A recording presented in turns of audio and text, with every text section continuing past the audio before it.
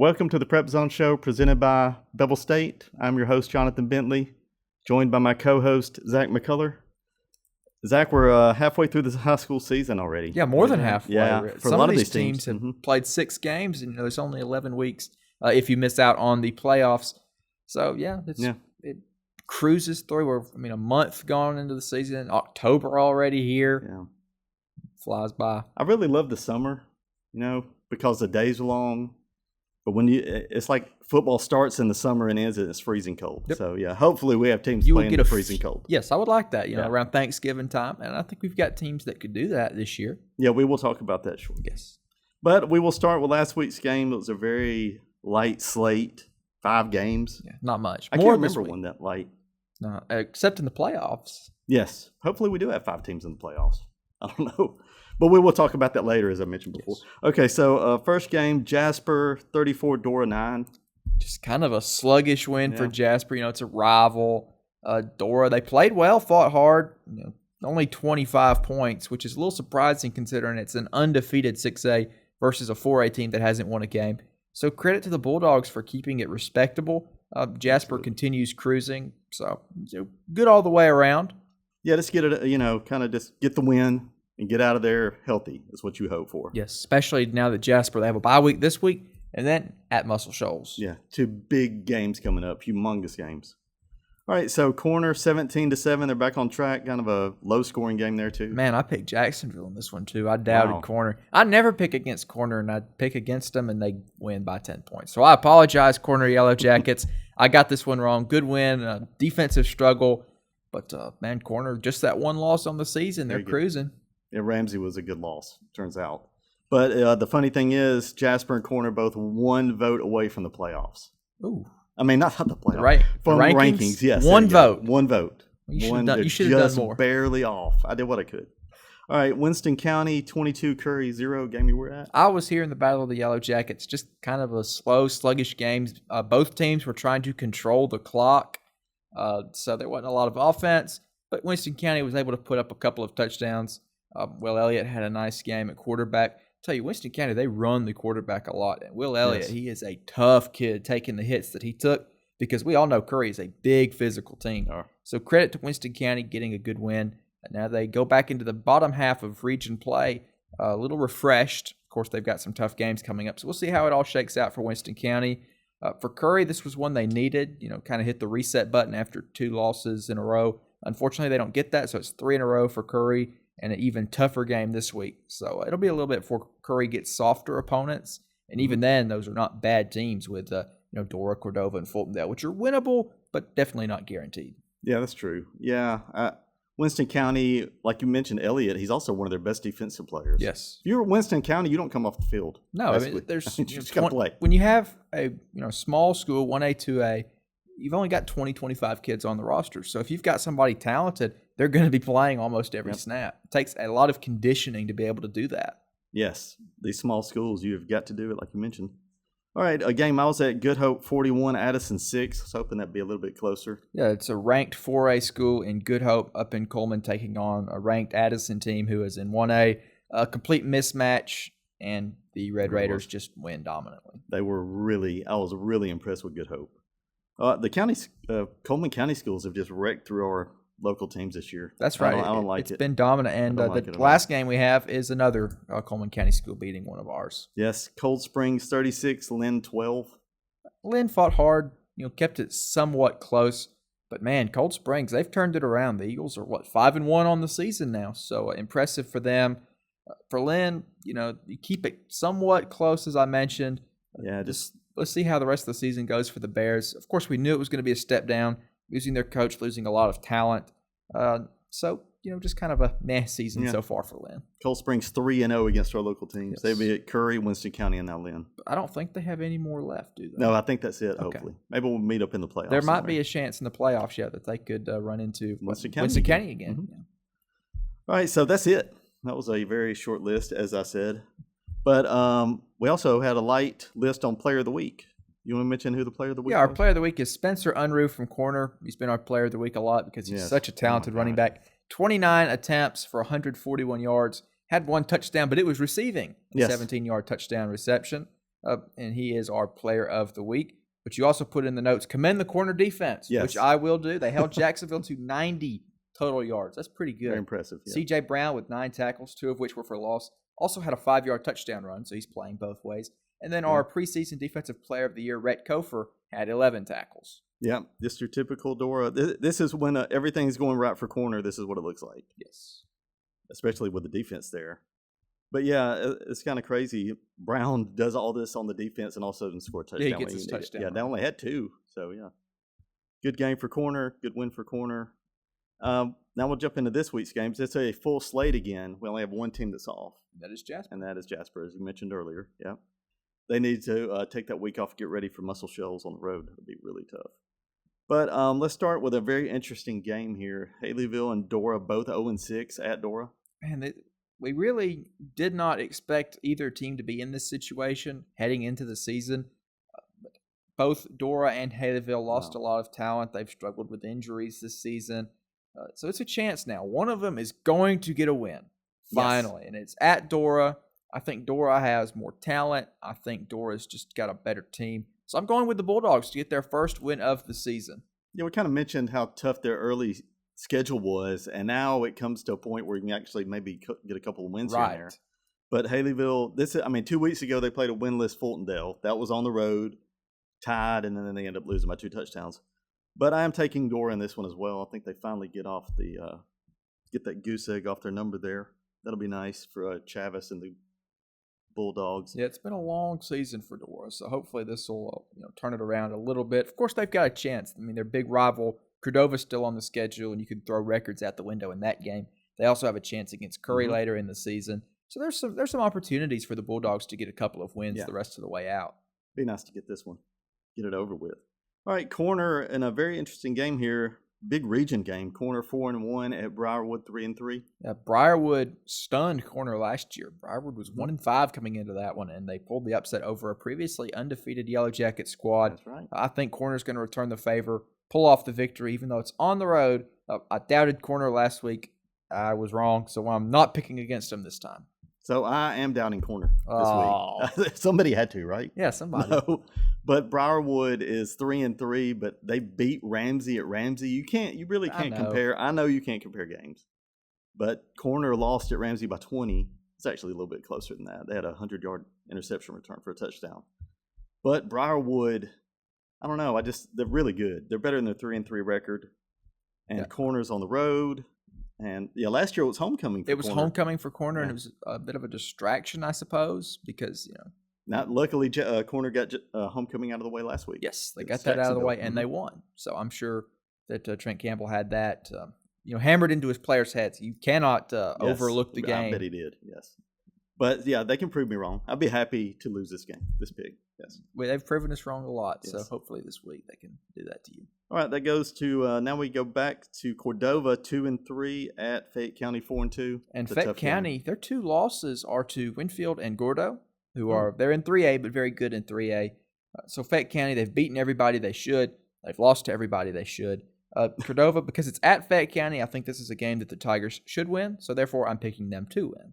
Yeah, I am as well. Cordova's schedule finally gets manageable after this week. They've been waiting for they had a very front-loaded schedule. So it's kind of like Dora. Dora does as well. But yeah, I'm taking Fayette in that one. Now we'll jump to another very tough matchup. Gordo, undefeated, ranked number 3 at Oakman, 2-3. Yeah, Oakman, all their losses have been close. They could be 5-0. This could be a battle of undefeated. Boy, that'd be nice, if the ball had just bounced a couple of different ways earlier in the season. Even if Oakman was undefeated, I would still pick Gordo because, come on, it's Gordo. The Green Wave are so good. They have dominated the 3A North until they get to the playoffs. Then they always manage to choke and lay an egg. But I'm picking the Green Wave here to go to Oakman and win. Of course, Oakman usually matches up well with Gordo. I mean, last year, 5-point game, they kept it very close, so we'll see what happens. That was kind of the start of the end last year. They had an injury in that game. Thomas got hurt, and they kind of messed up their whole season. But it was very close. Hopefully they can keep it close again at home this year. All right, so Curry 2-4 at Good Hope 5-0. If Good Hope could absolutely beat Addison, I think they can beat Curry as well. So I'm picking the Good Hope Red Raiders to win this one pretty easily. Yeah, I am as well. What they did to Addison, that was shocking. That was. I was mean, expecting that to be a little closer. They have unbelievable speed. I would just get out in the open. It was gone every time. Curry's very physical, but I don't know if they have the speed to keep up with Good Hope. I don't know if anybody has this. I mean, I see Good Hope doing well this year. Their schedule has not been particularly tough, but they're taking care of these teams. Yes. There's not a close game. They're beating who they should, and they're beating them like they're supposed to, So that's a sign of a good team. All right, Carbon Hill 1-4 at Winfield 4-2. Yeah. Kind of a down 2 losses for Winfield. Yeah, Winfield hasn't been that great this year, but I'll say this is an underrated rivalry. 2 schools that hate each other, and Winfield usually in football is better. Of course, basketball is a different story. Yes, in football, Winfield usually dominates Carbon Hill. I expect the same thing to happen this year, especially at Winfield, which is a tough place to play. Yes. I mean, that's a tall order for Carbon Hill. I can't remember the last time they won in this rivalry. It's been a long time ago. Maybe it was 2002, maybe 1999. Before I was alive. Before I was alive. I will say the basketball rivalry is really good too. Yes. And sometimes Winfield wins at Carbon Hill, but Carbon Hill finally got over the hump last year in the area tournament. I think they've won maybe 2 in a row against Winfield there. All right, so Winston County 3-3 at Lexington 4-2. This could determine if Winston County gets a home playoff game. It might. This is a game I went back and forth on because Winston County, they were impressive last week, and it was, according to people at Winston County, it was just kind of a blah performance for them. So there's hope for the Jackets, but it is at Lexington. Lexington is no pushover, so I'm picking against Winston County in this one. I'm as well. I don't like doing that. I know. I already picked against Corner too. Yeah, I don't like this. But they have to go up to the state line where Lexington is. Yeah, Lexington is a long way up ways there, off. the very top of the state. And they're actually, if it was your typical Winston County, if I knew everybody was healthy, I would take Winston County, but I took Lexington here. Just a long trip, and they're actually pretty good. Yeah, we'll see. We'll see what happens. Maybe we'll be proven wrong in this one. I hope so. Yeah. All right, Meek 3-2 at Shoals Christian 2-3. This will not be close. No, it won't. I mean, Shoals, credit to them. They got a couple of wins on the season. That's good for them. And they have only 3 losses. Well, after Friday, it'll be 4 because I think Meek's going to win this one maybe by 60. I think it'll be ugly. Meek is, they're continuing forward. Yeah, they've scored 60 in their last 2 games. Why not? Why not stop third now? in a row? Yeah. All right, so Barry, we're both going Meek on that one. Yes. Barry 4-1 at Lynn 3-3. Barry, they're not a great 4-1, but they're not bad. Lynn, of course, we mentioned they're having a bit of a down season. So I'm going with Barry in this one. The Wildcats, I think, will pull out the victory, but close. Yeah, I went Lynn on this. I just have a feeling Barry's wins I think they're very similar. I think Lynn's had a tougher schedule. Yeah, they have. And Barry's kind of been easier so far, but that'll be a tough game. Barry's pretty good now. A couple years ago, Barry was one of the bottom tier teams. Yes, and then last year they just popped up out of nowhere. Here they are. Yeah, but I'm taking Lynn to pull this off. They need this one. And this is kind of like the Meek game. Waterloo 2-3 at Addison 5-1. Does Addison get well on this one? Oh, absolutely. Addison by 100. It's going to be, I think, a very ugly one. And Addison will bounce back from a loss that pretty much anybody in Class 1A was going to lose. Yeah, a 4A ranked 4A team. Yeah, Waterloo has already come to Meek, and I think they lost 64-6. Yes. So so it's not. Addison will run wild there. All right, we do want to mention a game that was 100. There was a game that was 100-0 last week. How does that happen in high school football? I thought that was fake when I saw it. I sent a picture of the scoreboard. That ain't real. No. Yep, it was. It was not around here, fortunately. It was in Mobile area. I think it was Williamson against Murphy. Williamson and Murphy, yes. Murphy coached by Sherman Williams, former Alabama running back. Got his work cut out. He does. He lose by 100. He was down 73-0 at the half, his Murphy team was. The Williamson coach told the ref, hey, can we go to a running clock? The referee said, well, you want 8-minute quarters? Sure, let's get this over with. Go over to Sherman Williams. Nope, we're taking our beating like we should. So he wants to play a full game and loses 100-0. I say if it's 73-0, you go to half, you have the bands perform, and you leave. Right? I mean, you're getting nothing out of this game at that point. Just history. And I mean, it made national news stories. Yes. And people are looking at Williamson like, oh, for them to do that, that's so unsportsmanlike. The coach would be in trouble, but they wanted to go to a running clock. It was just the opponent. Of course, the rules in the state of Alabama, both coaches have to agree. You would just assume the coach would agree. You would assume. Because we've been to many games like that weren't anywhere near that bad. No, I mean, they weren't 73. Yeah. I've been to games that were 35-0 at the half. They put it on 3-minute quarters and run the clock. Yeah, as long as you got a quarter, Yes. And a number, you can get this thing over with. Exactly. But I have seen coaches refuse running clocks when it's 40-something to 6. I've seen that before, especially in rivalries. Mm-hmm. Usually it's the coach that's winning that's doing it, but this time the losing coach does it. Yeah, because it's kind of like the injury thing, and too, you don't want to see so out of hand. You don't want to embarrass somebody, especially with fewer kids going out for high school football. There's not a lot of backups to put in, so you've got your starters in there, and of course you don't want them to get hurt when you're up 93-0. Yeah, exactly. All right, so we'll jump straight to our top 5 this week. It's getting harder at the back end of this now. Yes, actually. Because you've got teams that, right now they look better, but, maybe a week ago they didn't. Maybe in a week they would. So it's confusing. We'll get it all shaked out. That's why we change it every week. Yes. All right, so I'll start at number 5. My number 5 is the Meek Tigers. Wow, we agree. Number 5 is Meek for me as well. Okay, wow. So for what reason were they your number 5?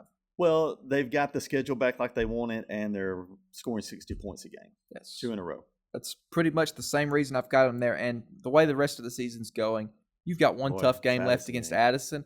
Other than that, Meek should cruise, so they'll be moving up on this list soon. Yeah, if they don't finish at least 7-3, I will be absolutely shocked. All right, so what about your number 4? Winston County. Oh, I have Addison there. Oh, at 4? No, I did. You ought to be ashamed dropping them. Oh, wait, them no, like that. no, you're right. No, that's 3. Okay, yeah, it is Winston County.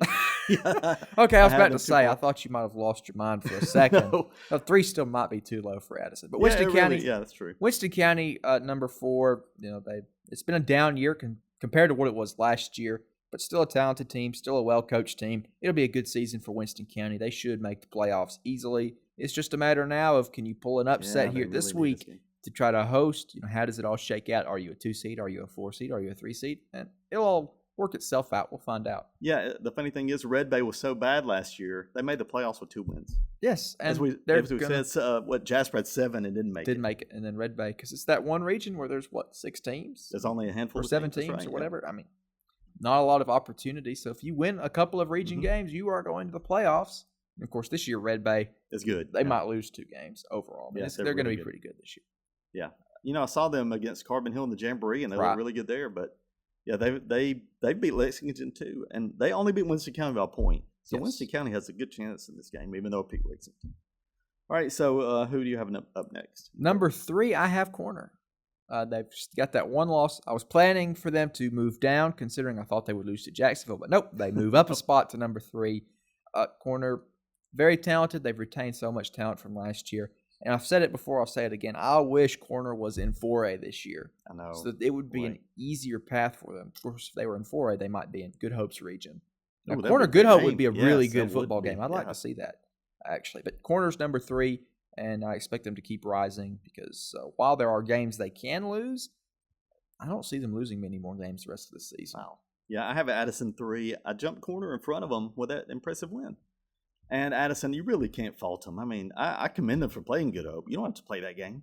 Good Hope's probably having trouble finding opponents as well. And Addison took them on. And didn't go as well as they wanted. But, I mean, this is a very, very good Addison team. They could go 9-1 this year. They could. The rest of the schedule works in their favor. Of course, Meek's going to be in. That's going to be a fun game. Yeah, it's at Addison later, but that'll be a fun game, absolutely. So I have Corner at 2. Which is your number 2 is Addison? No, my number 2 is Jasper. Oh wow, Addison! What? I'm not dropping Addison out of the top spot. Jasper, they're undefeated to this point.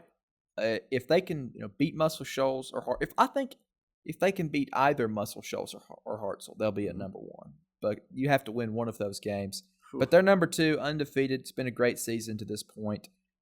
We thought ahead of the season that Jasper might be pretty good, but I don't know if we expected to see them undefeated at this point. I think I had them going 7-3 with a lot, beating Coleman and losing to Athens, but boy, they destroyed Athens over here. Yes, and that bodes well for the rest of the season. I mean, worst case scenario 8-2, but I want to see them play.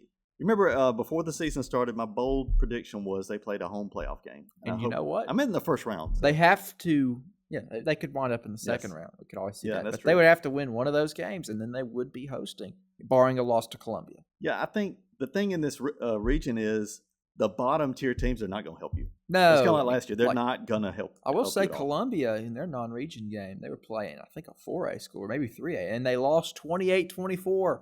So that losing streak nearly ended, but it did not. It is still moving, and they will be at 100 games, barring some kind of miracle on their part by the time they play Jasper. Yes, triple digits. Could you imagine? I credit Columbia still having a football team at that point. At least they're trying. Yes, they are trying. It's funny. I've sent you stuff before, but Butler was the Columbia before Columbia was Butler. And it's like Butler shut down and Columbia became the new Butler. They inherited the mantle. Just haven't won a game. So, boy. Huntsville area schools, you'd think that there'd be better football. Just not good football. Never. I mean, there'd be a team make playoffs here and there and maybe make a little run, but they'd never win it. I mean, up in that area, Madison Academy used to be really good. Yes. Boy, they were a powerhouse. All right, so my number one is Jasper, which we already mentioned. Yes, my number one is Addison because I'm not going to fault them for playing a 4A school, a ranked 4A. I still think that they are the best team in our area with the best chance to go to a state championship game. So Addison remains my number one. Boy, we've got a really good slate of teams. You know, the so-called bottom of the county, like Curry, who we're used to them never winning. Well, they've got a couple of wins on their schedule to this point. So. Carbon Hill, they have a win on their schedule. So the bottom of this county, the bottom of this area has stepped up and the top has stepped up. So it's been an improvement from last year for everybody in our area. I think we had a couple of winless teams and a one-win team last year. It was miserable. And right now, I think the only winless team there is in our area is Dora, and I think that ends. Oh, that's true. Yeah. And Dora was one of our better teams last year. It tells you how much things can change. One player, a couple players leave. But, I mean, Dora, they'll be back up. Yeah, I mean, it's cycles. It's a cycle. It's just they'll be fine. Everything kind of went wrong heading into this season with, players graduating and injuries and all that. But they'll be back up. So, I mean, if I was a Dora fan, I wouldn't worry too much. Yeah. I mean, look at Haleyville. I mean, Hamilton. Hamilton was so bad a couple of years ago. Now they're at the top. That cycle continues. All right, so with the season halfway over, what teams do we think are going to make the playoffs? We know some already are pretty much shoe-ins, right? Everybody in Winston County.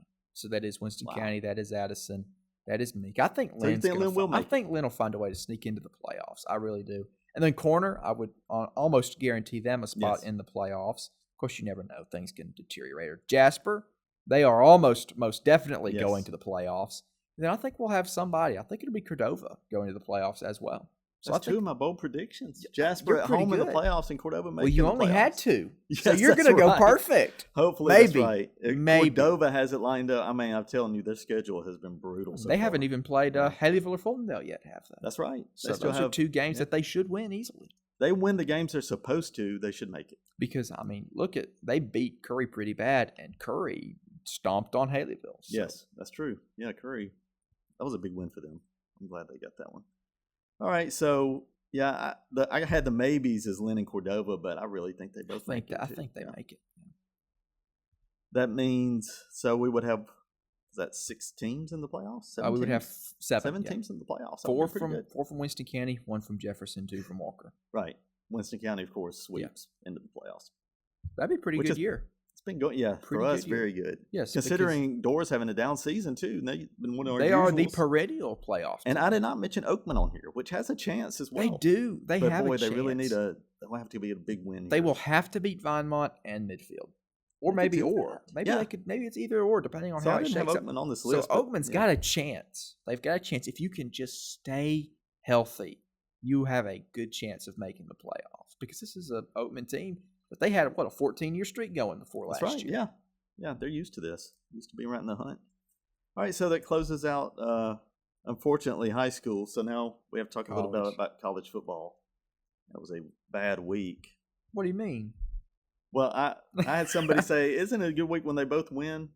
And I was like, well, I take that now. Yeah. Of course. So we had Alabama getting the biggest win ever. I guess yeah.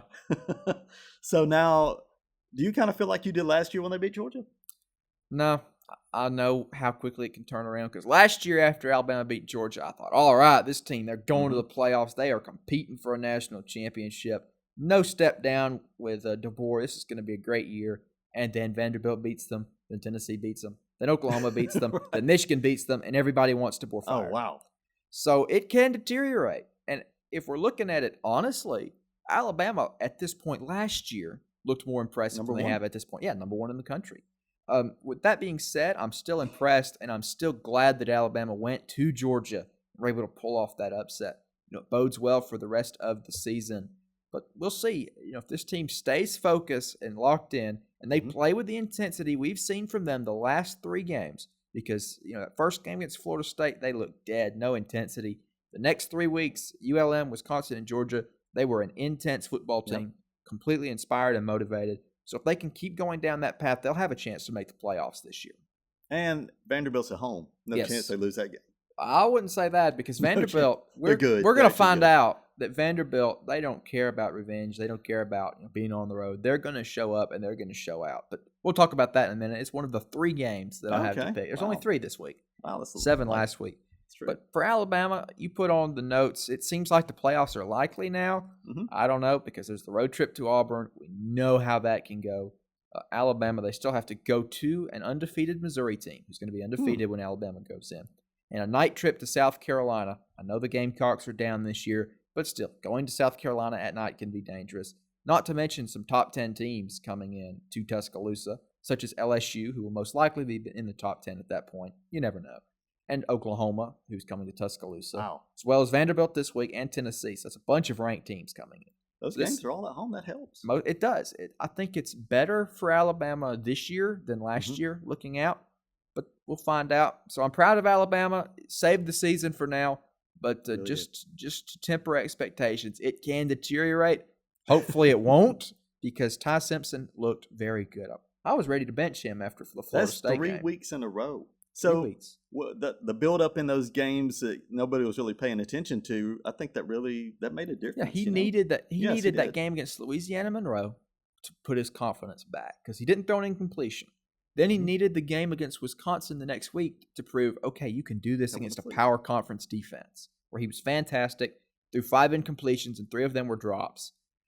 So pretty good. The only downside for Alabama, the running defense, still allowed 230 yards. It's not good. They're ranked 75th in the country of rush defense. Vanderbilt will exploit that. So Vanderbilt, they're going to run the ball. They're going to be able to get big gains, and they're going to be able to score points.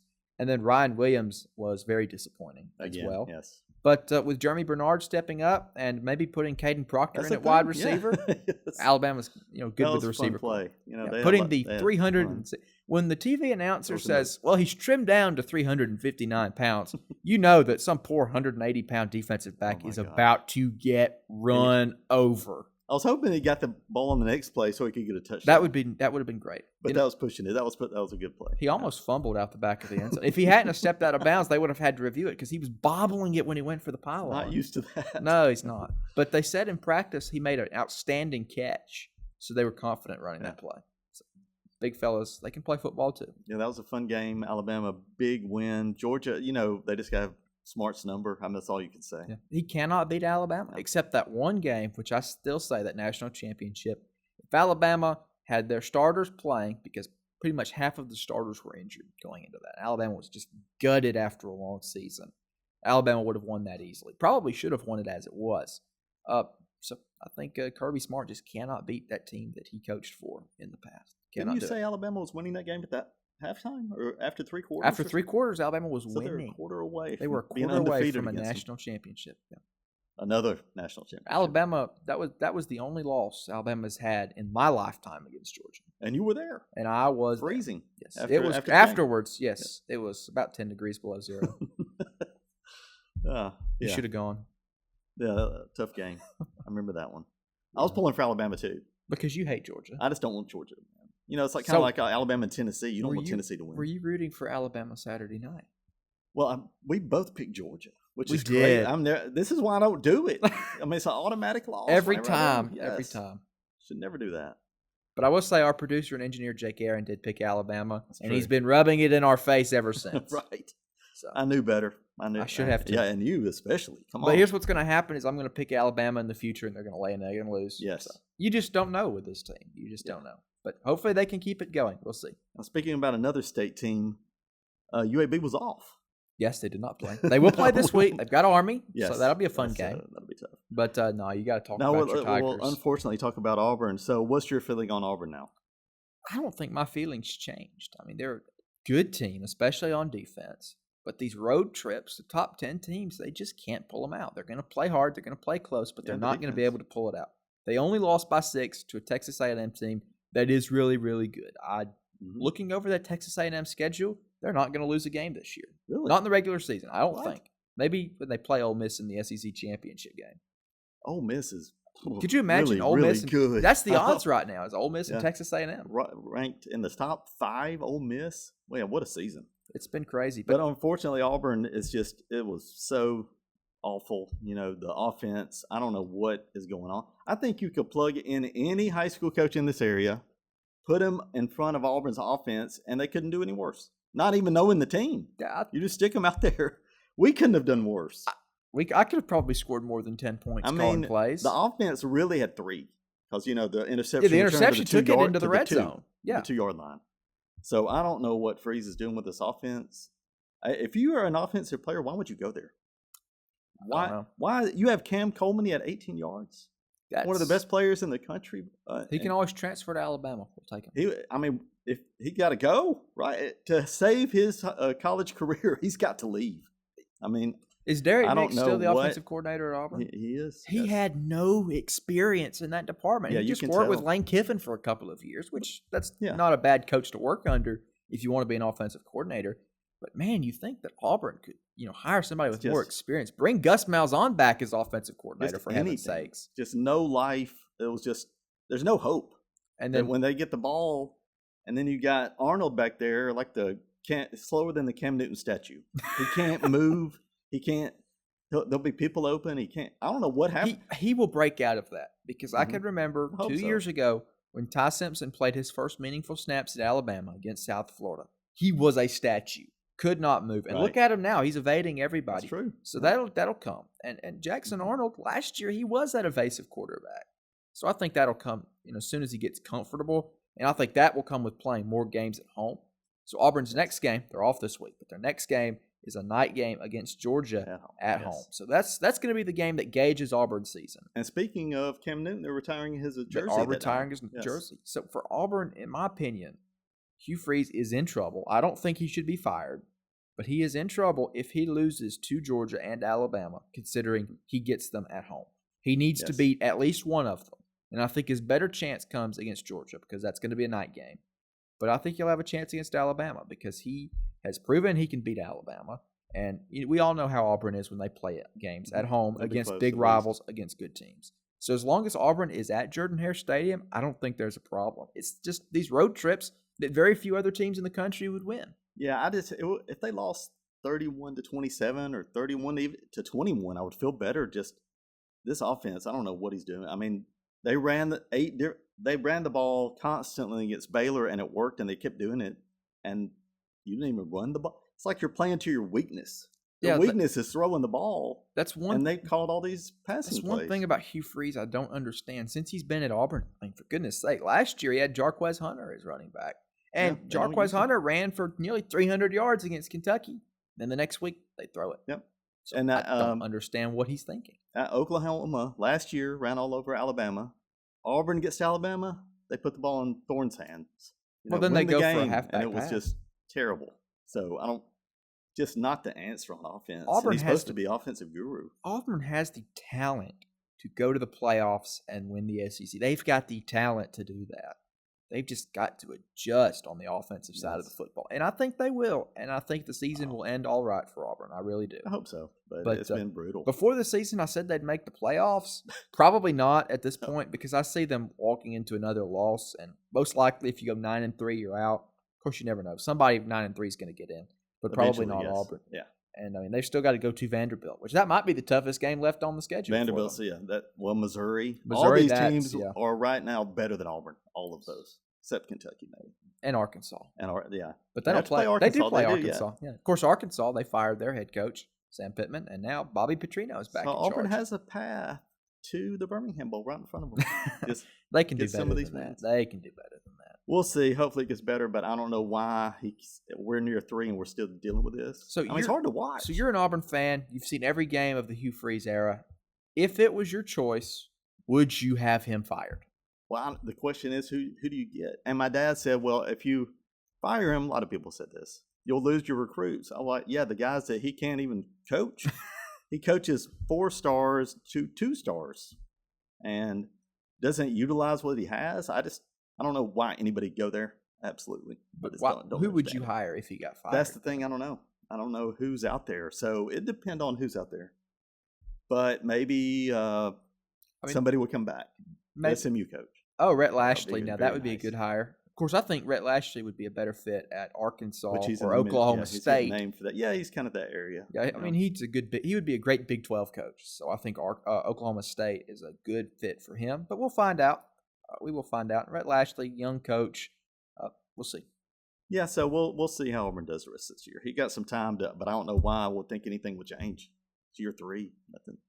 Nothing's changed. Yeah, we'll see.